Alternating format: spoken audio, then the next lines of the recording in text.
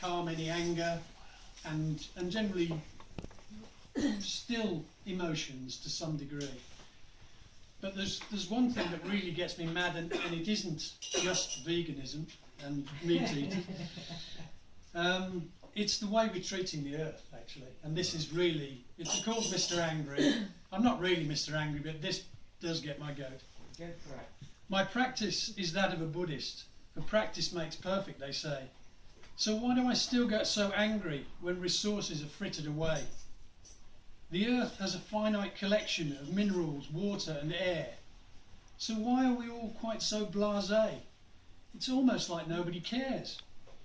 They'll hoover the bed of the oceans till every fish has been caught. They'll freeze them till prices go mental, because it's profit's their first and last thought. They cut down the trees in the forests, the lungs of the world, it's been said, to make palm oil for everyone's cookies. Pretty soon planet Earth will be dead. Now we marched in the sun at the seaside in the hope that someone would hear our demands for our leaders to take action to reverse all the climate change fears. But I fear for my grandchildren's future. On a planet we've all sucked dry, they will never ever forgive us when they find that we've condemned them to die.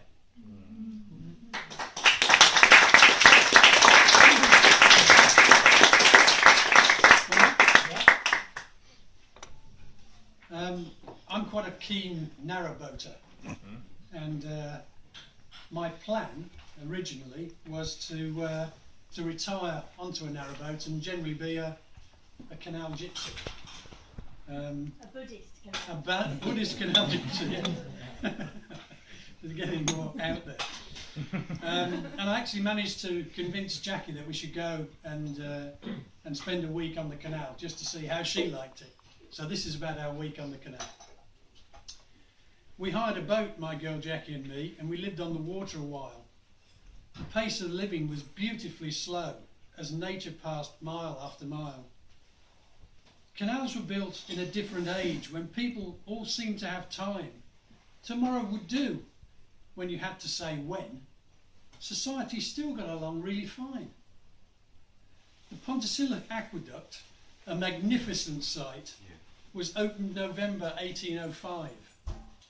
It's amazing to think only 1 month prior at Trafalgar Lord Nelson had died. Kingfisher, our boat, chugged along without haste, never asking more than a tweak of her stern gland greaser but once a day and a top of the water twice a week. So we navigated our way to Llangollen and back through some stretches of autumnal splendour, and despite all the locks and the bridges and things, we got back safe, complete with all fenders. Then away once again through the Hurlstone flight on our way down to Nantwich in Cheshire. But although we got soaked once right down to our pants, those days were still filled with such pleasure. Liverboard Richard we met off his boat Clara Pay with his beautiful collie named Megan. And I remember my thoughts as we sat in the pub. Oh my God, this guy's life is just heaven. So when we took back our home for the week, Kingfisher was so graceful to see. We had cleaned her and loved her and knew all too well, and I knew all too well, it's a narrowboater's life soon for me.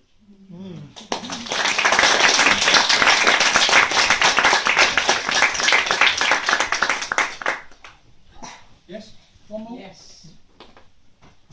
This is about someone in the room who will remain nameless, but it's called Single Vegan Female. It's not me. The first thing I noticed was her so slender neck and the beautiful flow of her hair, and the way she giggled with a childlike excitement and a guile that she tried to conceal. But that first chance encounter over mixed beans with rice was a fitting start to it all. I had no way of knowing, as a single male vegan, of the possibilities there. We took time to find the details of each of our pasts and our presents and dreams, and who would have known that that first brief embrace would lead to the path we're now on. And each passing day holds a mystery that we explore with a childlike delight. And the fact that we seem to be joined from before means we know before anything's said. So I cannot describe how this woman has made my world brighter in every way, how this wonderful lady has taken my life to the places where very few go. She's sleeping beside me. I can hear her soft breathing and feel her warmth as she lies. And I can't stop from smiling as I think of adventures being here with her ever may bring.